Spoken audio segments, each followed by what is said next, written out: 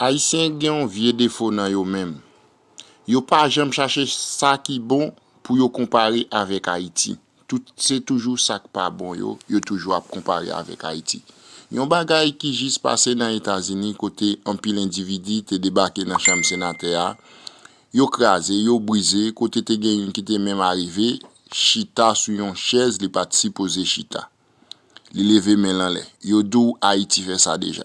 Te gon papier d'am nan te chiré, yo dou Haïti fait ça déjà. Mais moi me dis yon bagay, nous même haïtiens. Nous gon vieux défaut, nous gon vieux système. Apprendre comparer Haïti avec bon bagay. Après des autres ça que te fin fait là. Yo te fait tout arrangement, yo gen tan propre temps dans yo fait cérémonie yo te gen pour yo te faire oui. Yo pas quitter là même état non.